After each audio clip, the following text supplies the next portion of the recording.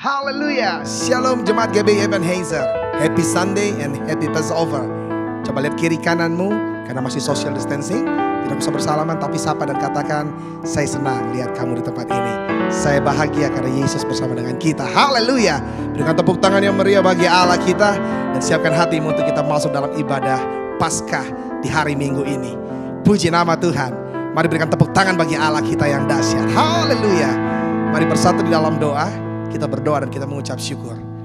Bapakku yang baik, kami mengucap syukur atas setiap kebaikan-Mu terjadi dalam hidup kami.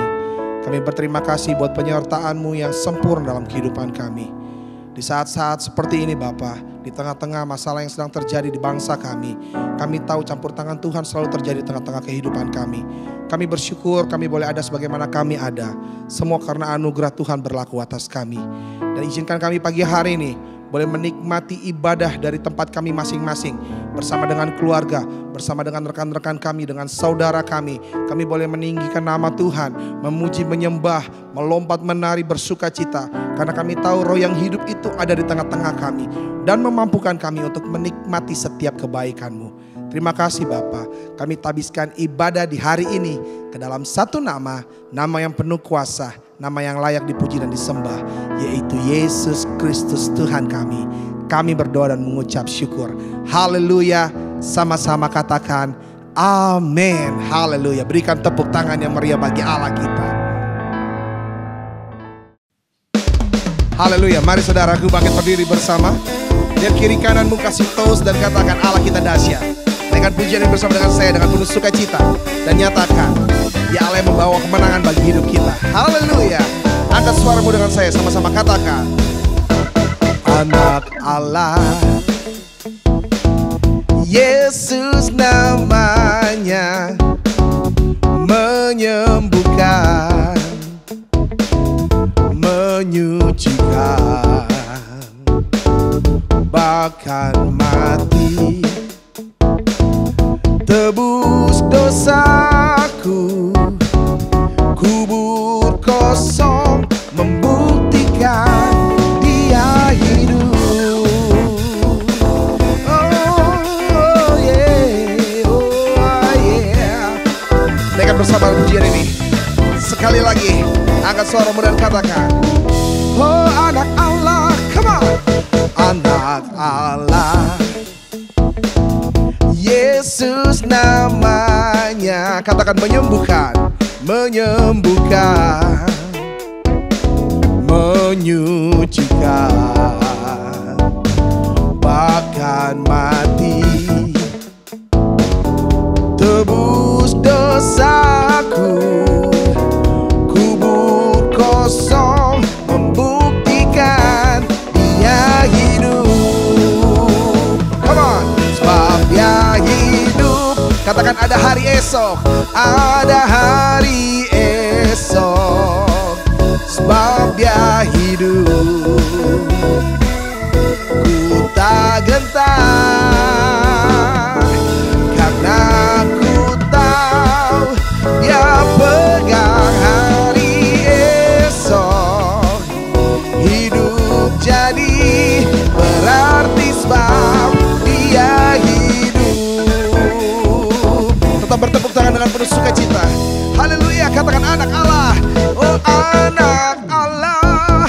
Katakan Yesus namanya, Yesus namanya, menyembuhkan, menyucikan. Oh, katakan bahkan mati, tebus dosa saudara dan saya, tebus dosaku, kubur kosong, membuktikan Dia hidup. Kamu katakan sebab Dia hidup, ada hari esok. Oh yeah, sebab Dia hidup. Ku tak gentar, karena ku tahu Dia pegang hari esok. Hidup jadi berarti sebab Dia hidup. Katakan sebab Dia hidup, sebab Dia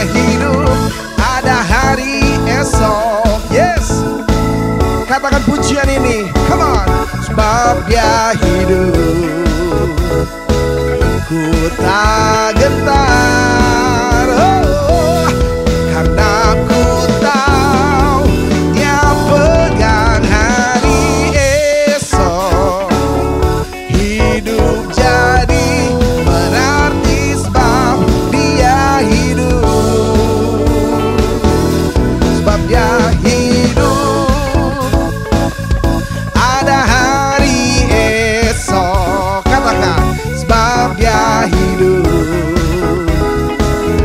ku tak gentar, karena ku tahu Dia pegang hari esok. Hidup jadi berarti sebab Dia hidup, hidup jadi berarti sebab Dia hidup. Katakan, hidup jadi berarti sebab Dia hidup. Kita bertepuk tangan di hadapannya, naikkan pujian di depannya dengan penuh sukacita. Haleluya. Katakan, Tuhan Allah kita bertata di atas pujian umatnya.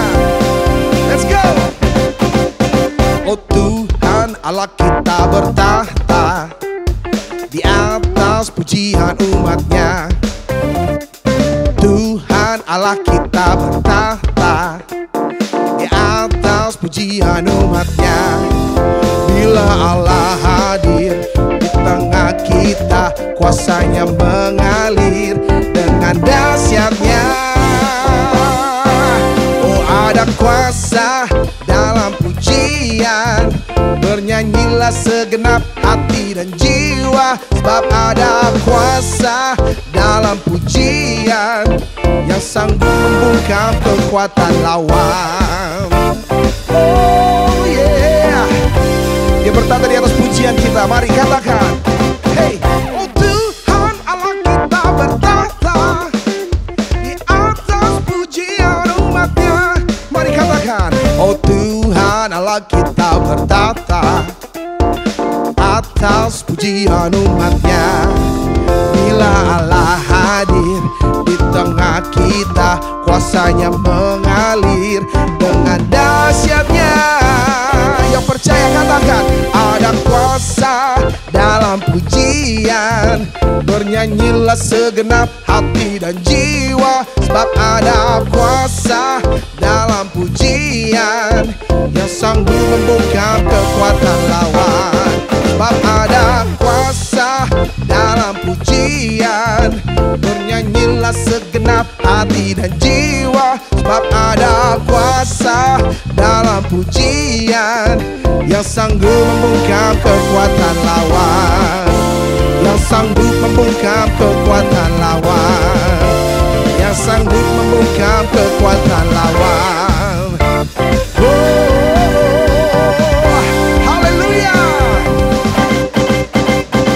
Tepuk tangan sorak-sorai bagi Allah kita. Come on, lebih dahsyat lagi.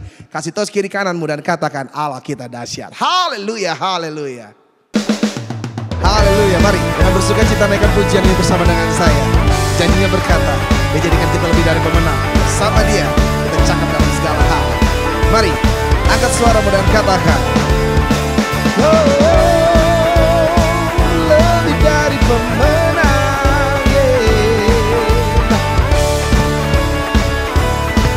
Haleluya, sing. Lebih dari pemenang dalam segala perkara. Iblis telah dikalahkan oleh kuasa darahnya. Bila Allah di pihak kita, siapa dapat melawan? Kita lebih dari pemenang. Sekali lagi katakan, lebih dari pemenang.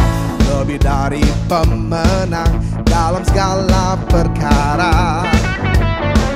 Iblis telah dikalahkan oleh kuasa darahnya. Bila Allah di pihak kita, siapa dapat melawan? Kita lebih dari pemenang.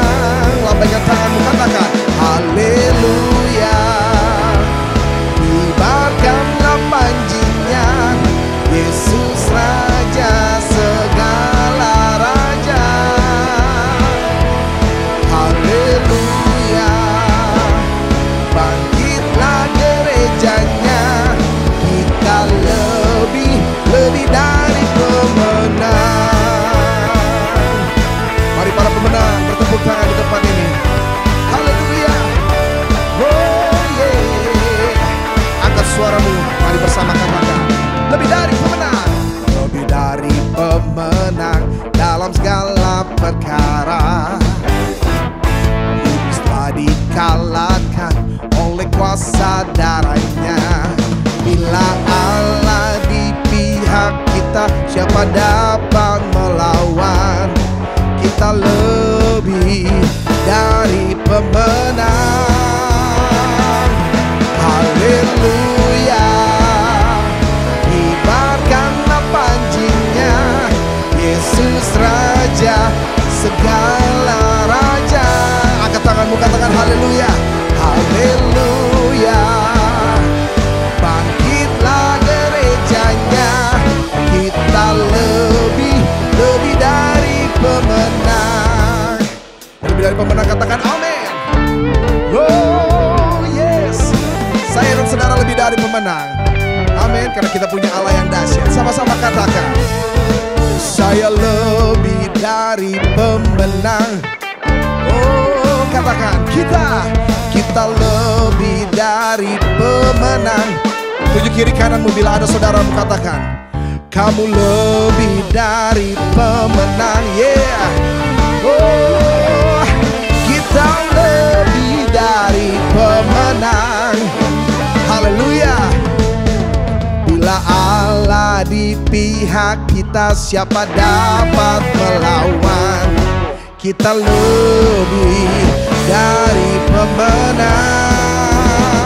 Let's go. Haleluya, kibarkanlah panjinya, Yesus Raja segala raja. Oh haleluya, bangkitlah gerejanya, kita lebih dari pemenang. Katakan saya lebih dari pemenang. Katakan Indonesia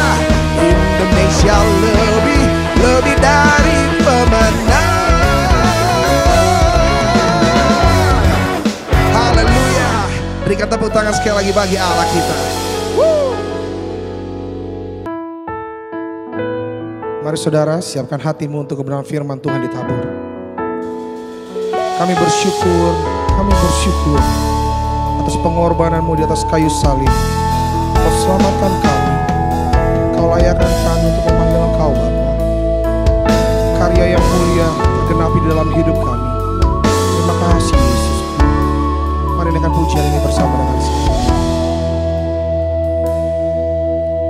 Dalamnya kasih-Mu Bapa, terlebih dari segalanya, pengorbanan yang termulia selamatkanku. Dengan darah yang tercurah, ampuniku atas dosa. Ku bersujud kepadamu, oh Yesusku. Sembah Dia, mari katakan, Engkau ku sembah, Kau yang terindah. Pulihkanku dengan darah-Mu. Engkau ku sembah, Bapa mulia. Seumur hidupku ku mau menyembah-Mu. Oh, terima kasih Yesusku. Katakan, dengan darah-Mu, dengan darah yang tercurah, ampuniku atas dosa. Ku bersujud kepadamu, oh Yesusku. tanganmu, sembah dia, katakan, Engkau ku sembah, Kau yang terindah, pulihkan ku dengan darah-Mu. Engkau ku sembah, Bapa mulia, seumur hidupku ku mau menyembah-Mu. Oh, seumur hidup kami kan menyembah-Mu. Terima kasih buat kebaikan-Mu, buat pengorbanan-Mu. Oh, sungguh Kau segalanya bagi kami. Sama-sama katakan, Engkau ku sembah, Kau yang terindah, pulihkan ku dengan darah-Mu. Engkau ku sembah, Bapa mulia, seumur hidupku ku mau menyembah-Mu. Seumur hidupku ku mau menyembah-Mu. Seumur hidupku ku mau menyembah-Mu.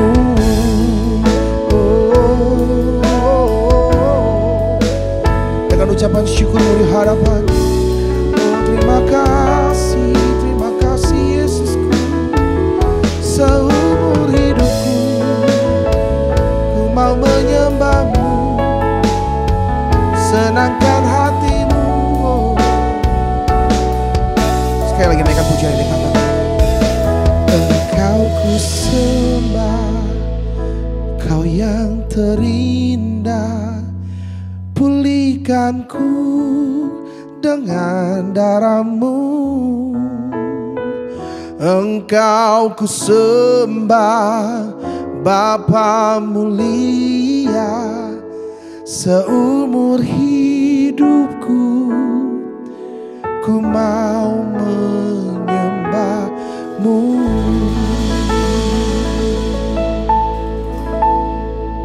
Oh, sembah-Mu.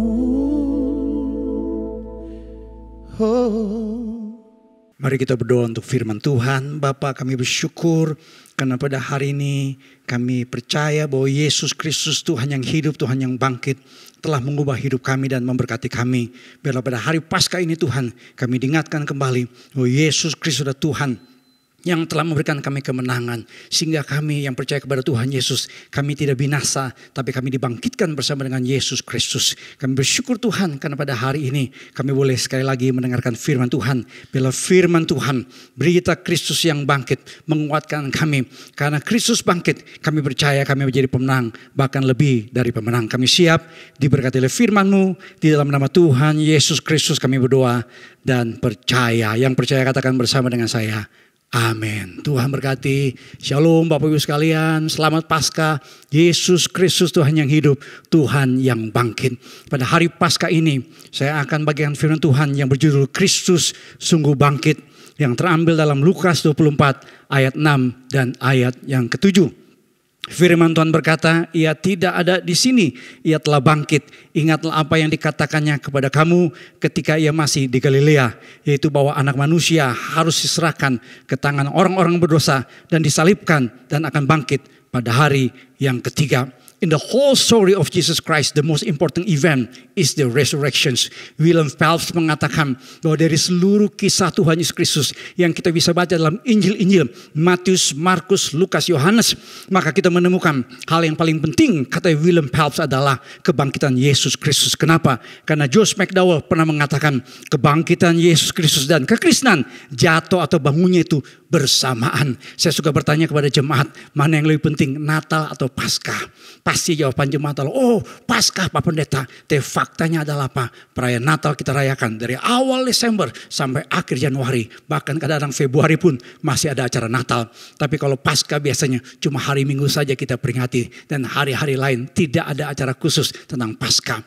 Kenapa peristiwa kebangkitan Kristus itu sangat penting? Karena dalam Roma 10 ayat 9 dikatakan, sebab jika kamu mengaku dengan mulutmu bahwa Yesus adalah Tuhan dan percaya dalam hatimu bahwa Allah telah membangkitkan dia dari antara orang mati, maka kamu akan diselamatkan. Dasar iman Kristen adalah apa? Jika Kristus itu dibangkitkan, 1 Korintus 15 ayat 17, maka sia-sialah kepercayaan kamu dan kamu masih hidup dalam dosamu. Kalau Kristus tidak bangkit, sia-sialah iman kita, sia-sialah keyakinan kita, sia-sialah ibadah kita, sia-sialah doa kita, sia-sialah segala sesuatu yang kita lakukan di dalam Dia. Kenapa saudara? Karena Injil Yesus Kristus bicara bahwa Kristus telah mati karena dosa-dosa kita sesuai dengan kitab suci. Kristus telah dibangkitkan pada hari yang ketiga sesuai dengan kitab suci. Kalau pada hari ini kita peringati Kristus yang bangkit, itu fondasi iman Kristen. Kalau kita percaya kepada Kristus yang bangkit, itu adalah fondasi iman Kristen yang sangat penting. Pada hari Paskah ini saya akan mengkhotbahkan dalam 3 ibadah 7 bukti dari kebangkitan Kristus. Tidak seluruhnya saya khotbahkan pada pagi hari ini, tetapi saudara, yang pertama saya menemukan bukti penggenapan nubuatan Kristus tentang kebangkitannya. Kita baca dalam Lukas 24 ayat 6 sampai dengan ayat yang ke-8. Bukti yang pertama, Kristus sungguh bangkit adalah apa? Penggenapan nubuatan Kristus tentang kebangkitannya. Firman Tuhan berkata, ia tidak ada di sini, ia telah bangkit. Ingatlah apa yang dikatakannya kepada kamu ketika masih di Galilea, yaitu bahwa anak manusia harus diserahkan ke tangan orang-orang berdosa dan disalibkan, dan akan bangkit pada hari yang ketiga. Maka teringatlah mereka akan perkataan Yesus itu. Kurang lebih 9 kali Yesus Kristus mengatakan tentang penderitaan dan kematiannya. Dan Tuhan Yesus juga menubuatkan tentang kebangkitannya. Tuhan Yesus mengatakan kurang lebih 7 kali tentang nubuatan kebangkitannya. Seperti dalam Matius 26 ayat 32. Di mana Tuhan Yesus berkata, akan tetapi sesudah aku bangkit, aku akan mendahului kamu ke Galilea. Di dalam Yohanes 2 ayat 19, Tuhan Yesus memberikan sebuah gambaran rombak bait Allah ini dalam 3 hari aku akan mendirikannya kembali. Itu bicara tentang kebangkitannya. Saudara-saudara, tapi yang menarik adalah apa? Para pengikut Kristus tidak mengingat nubuatan Tuhan Yesus. Pada berulang kali Tuhan Yesus berbicara tentang kebangkitannya. Tetapi para wanita tidak mengingatnya. Maria Magdalena tidak mengingatnya. Petrus dan Yohanes tidak mengingatnya. Para murid tidak mengingatnya. Bahkan 2 murid dalam perjalanan ke Emaus juga tidak mengingatnya. Yang menarik adalah apa? Justru yang mengingat adalah imam dan orang Farisi mengingat tentang nubuatan Tuhan Yesus. Karena dalam Matius 26 ayat 62 dan 63 dikatakan oleh Alkitab, keesokan harinya yaitu sesudah hari persiapan, datanglah imam-imam kepala dan orang-orang Farisi bersama-sama menghadap Pilatus. Dan mereka berkata, Tuhan, kami ingat bahwa si penyesat itu sewaktu hidupnya berkata, sesudah 3 hari aku akan bangkit. Saudara-saudara, karena Tuhan Yesus mengatakan berulang kali, yang namanya orang-orang Farisi, mungkin yang namanya imam-imam kepala mencatat baik-baik. Justru mereka yang percaya, murid-murid Tuhan Yesus yang mestinya percaya, justru tidak percaya. Saudara-saudara, akibatnya apa? Ketika para murid tidak percaya kepada Kristus yang bangkit, ada sebuah teori yang dibangun oleh para murid Tuhan Yesus, para pengikut Kristus. Di dalam Yohanes 20 ayat 1 sampai dengan ayat yang kedua. Pada hari pertama minggu itu, pagi-pagi benar ketika hari masih gelap, pergilah Maria Magdalena ke kubur itu. Dan ia melihat bahwa batu itu telah diambil dari kubur. Ia berlari-lari mendapatkan Simon Petrus dan murid yang lain yang dikasih Yesus. Dan berkata kepada mereka, Tuhan telah diambil orang dari kuburnya. Dan kami tidak tahu di mana ia diletakkan. Karena para murid tidak percaya kepada Kristus yang bangkit. Ada semacam kayak teori yang mengatakan bahwa Tuhan Yesus telah dicuri dari kuburnya. Dan dalam Lukas 24 ayat 36 sampai 37 mereka terkejut ketika Tuhan Yesus menampakkan diri di antara para murid. Mereka menyangka bahwa mereka telah melihat yang namanya hantu.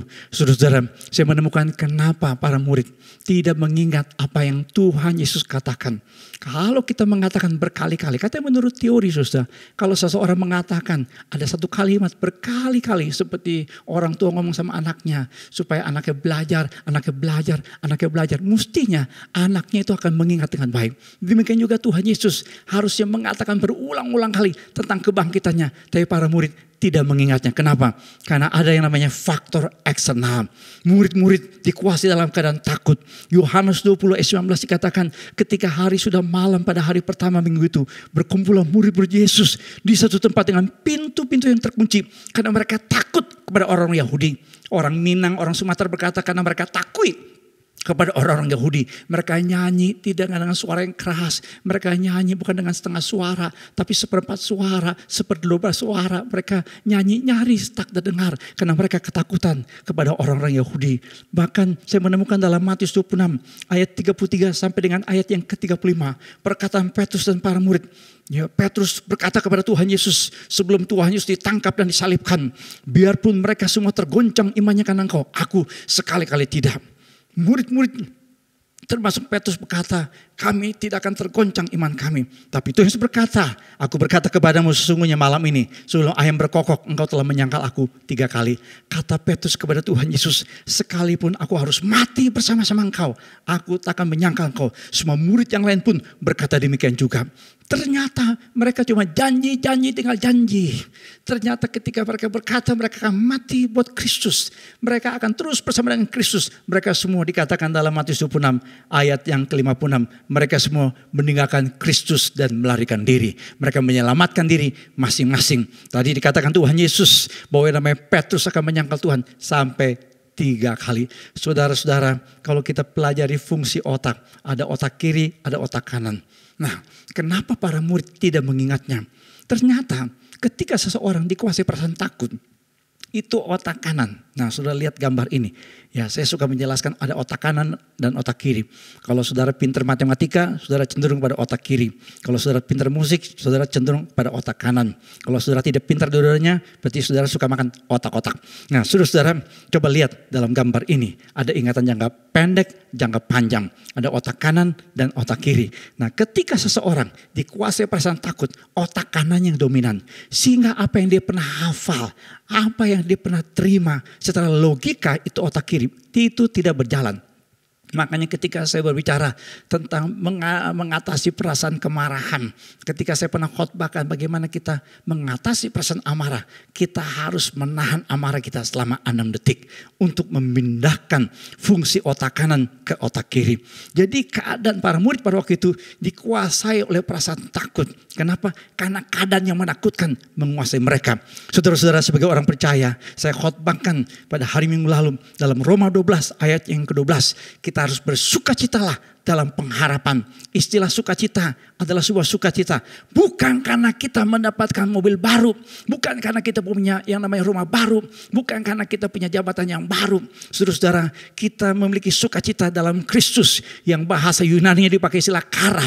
Kara itu bukan santan dalam kotak ibu-ibu. Tapi kara adalah sebuah sukacita yang tidak ditentukan oleh keadaan. Saudara-saudara, kara sukacita yang dari Tuhan itu kita perlukan pada saat ini. Kenapa? Karena hampir semua orang di Indonesia, bahkan di seluruh dunia, dikuasai perasaan cemas, khawatir. Karena kondisi yang kita alami, pandemik virus corona, membuat seluruh orang di seluruh dunia mengalami perasaan yang cemas. Mereka takut, mereka melihat masa depannya madesu, masa depannya suram. Saudara-saudara, tapi kalau kita punya sukacita dari Tuhan, kita tidak dikuasai oleh keadaan. Murid-murid pada waktu itu, mereka dikuasai oleh perasaan takut, sehingga mereka tidak ingat apa firman Tuhan. Saudara-saudara, kalau saat ini kita dikuasai perasaan cemas, perasaan takut dan bimbang, maka kebanyakan orang lupa firman Tuhan. Makanya kita harus senang dan berdoa. Supaya apa? Supaya kita diingatkan akan firman Tuhan. Murid-murid pada waktu itu, mereka tidak ingat perkataan Tuhan, sehingga mereka menjadi takut. Saudara-saudara, saya menemukan ada faktor internal. Di mana Tuhan Yesus katakan bahwa mereka bodoh secara rohani. Dalam Lukas 24 ayat 25 dan 26. Tuhan Yesus berkata kepada para murid, hai kamu orang bodoh, betapa lambannya hatimu sehingga kamu tidak percaya kepada segala sesuatu yang telah dikatakan pada Nabi. Bukankah Mesias harus menderita semuanya itu untuk masuk ke dalam kemuliaannya? Saudara-saudara, yang dimaksud bodoh di sini bukan bodoh secara intelektual. Saya sering mengatakan saudara dalam Alkitab, kalau orang dibilang bodoh itu bukan karena IP di kampus nilainya di bawah 2,0. Bukan karena dia telat mikir. Bukan karena dia IQ-nya jongkok cari istiarab. Tapi yang dimaksud bodoh di sini adalah kebodohan rohani. Di mana mereka tidak memahami kebenaran firman Tuhan. Bapak Ibu sekalian, kalau kita sering baca Alkitab, kalau kita sering dengar khotbah, kalau kita mungkin juga sudah ikut macam-macam acara rohani, mungkin juga sudah pernah sekolah Alkitab. Tapi kalau sudah tidak percaya pada firman Tuhan, walaupun sudah punya gelar STH, MA, MD, MTH, PhD, PPD, McLaren, angkot, basper, menurut MRT, LRT, maka saudara dibilang bodoh oleh Tuhan Yesus. Kenapa saudara? Kok orang yang namanya murid-murid Tuhan Yesus yang harusnya mereka memahami firman Tuhan dengan benar, tapi Tuhan Yesus katakan, hai kamu orang bodoh, karena mereka tidak mengerti kitab suci. Saudara, dalam Yohanes 29 jelas Alkitab mengatakan ketika Tuhan Yesus bangkit, mereka tidak sungguh-sungguh saudara mengerti firman Tuhan yang berbicara tentang kebangkitan Kristus dari antara orang mati. Saya menemukan saudara ada teori tentang kebangkitan Kristus. Ya, at least paling sedikit ada 5 teori tentang kebangkitan. 5 theories about resurrection. Yang kita percaya adalah yang paling atas. Yaitu apa? Yesus bangkit. Itulah iman Kristen. Tapi ada teori yang macam-macam saudara. Di mana orang tidak percaya kepada Kristus yang bangkit. Bahkan ada teori yang disebut dengan teori pingsan, swoon teori. Katanya Yesus tidak sungguh-sungguh bangkit. Yesus hanya pingsan. Nah saudara harus ikuti khotbah saya saudara sepanjang hari Paskah ini. Saya akan jelaskan saudara bahwa teori-teori ini yang tidak sungguh-sungguh berpegang pada firman Tuhan itu teori-teori yang salah. Kenapa bisa demikian saudara? Karena dalam Lukas 24 ayat 45 mereka memerlukan penerangan rohani. Mereka memerlukan kuasa Tuhan yang mencelikan mata rohani mereka. Dalam Lukas 24 ayat 45. Lalu Tuhan Yesus membuka pikiran mereka.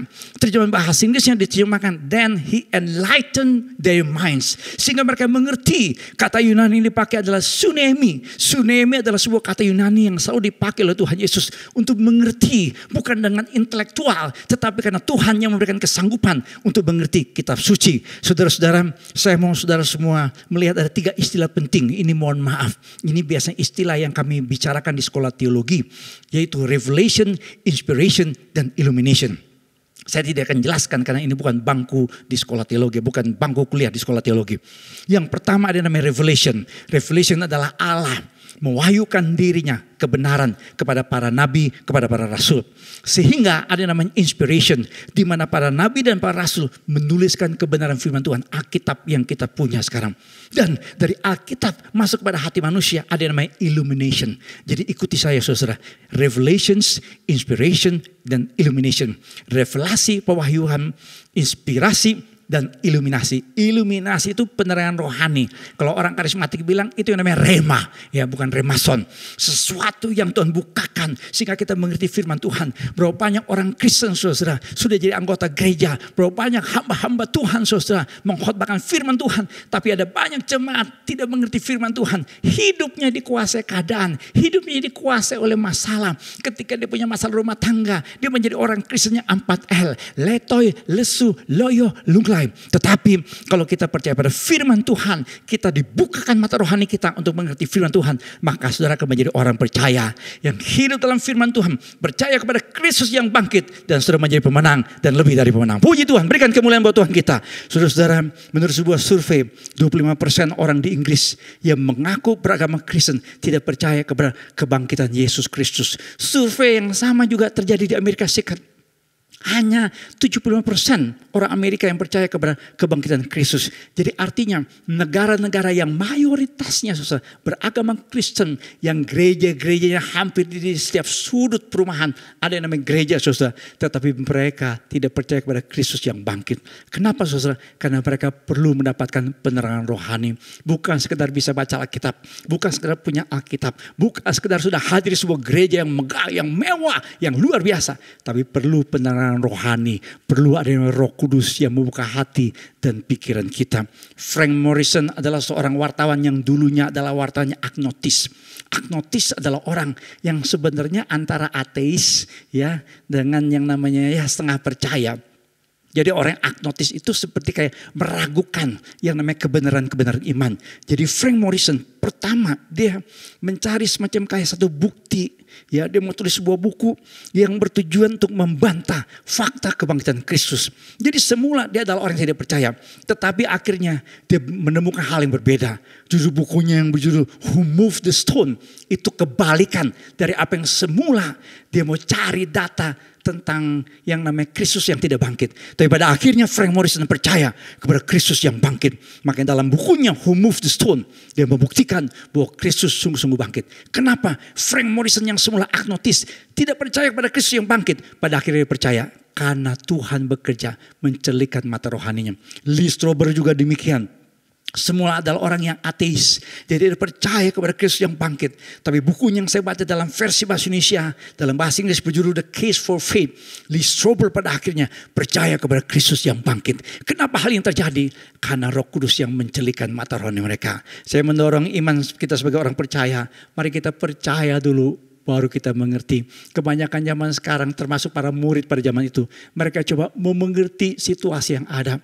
Tetapi saudara, ketika kita menjadi orang percaya yang mau mengalami kuasa kebangkitan Kristus, mari kita percaya dulu sehingga kita nanti mengerti. Mungkin situasi yang kita alami saat ini banyak orang tidak mengerti. Banyak yang bertanya sama saya, Pak, virus corona itu dari Tuhan apa dari iblis?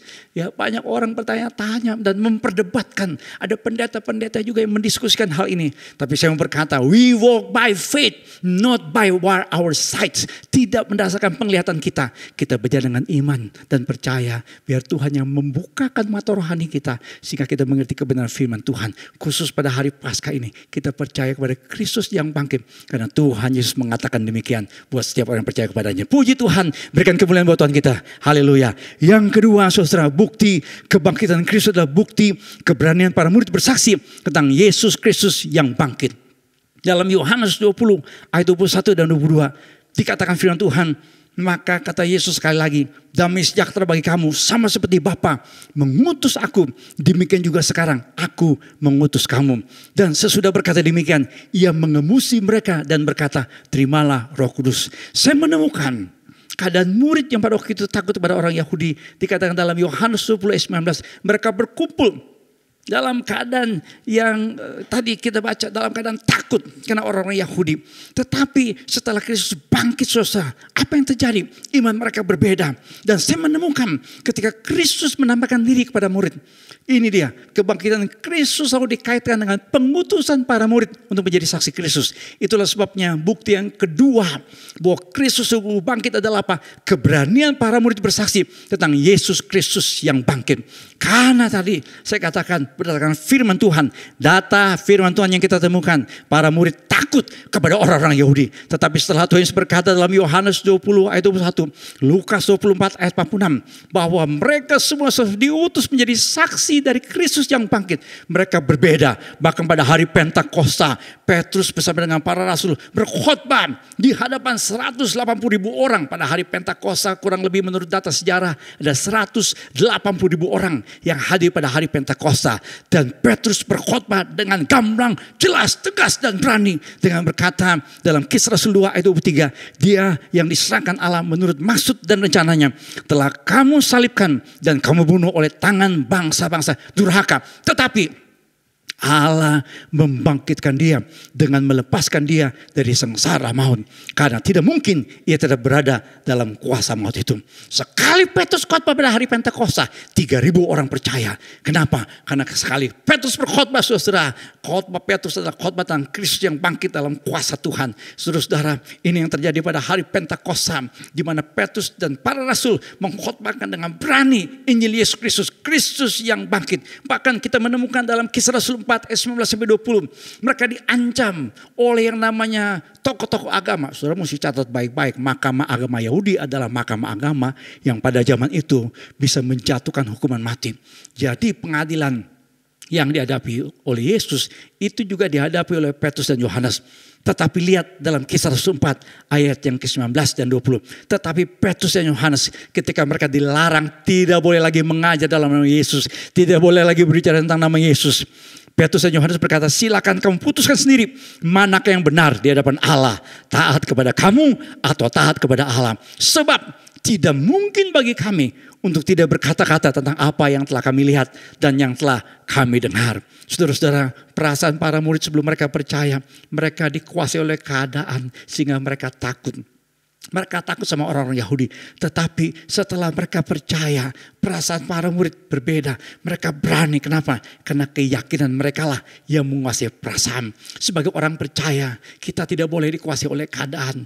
Sehingga perasaan kita jadi takut, bimbang, cemas. Tetapi biarlah keyakinan kita yang menguasai perasaan kita. Kalau kita yakin pada janji Tuhan, istilah sukacita tadi saya singgung. Itu artinya sebuah sukacita karena kita percaya kepada janji Tuhan.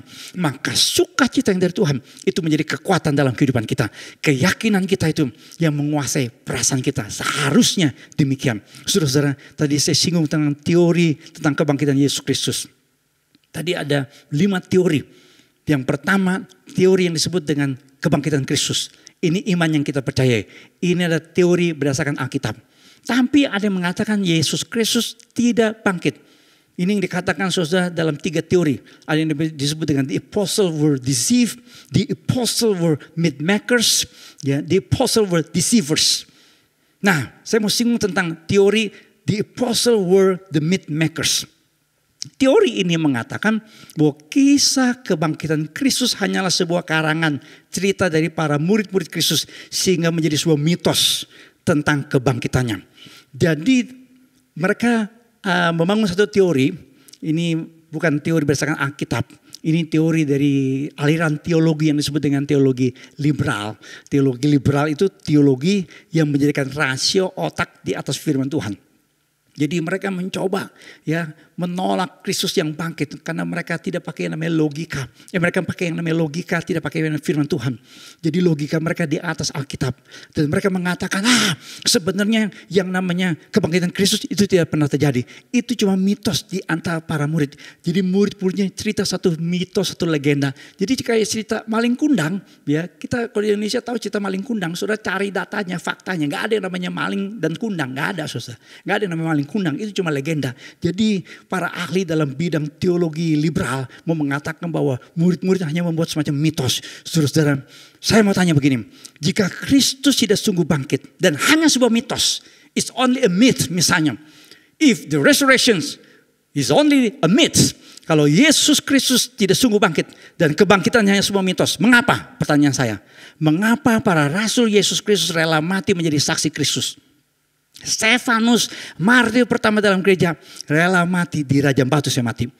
Petrus yang kita tahu tadi, menyangkal Tuhan sampai 3 kali, rela mati syahid dalam keadaan disalib terbalik.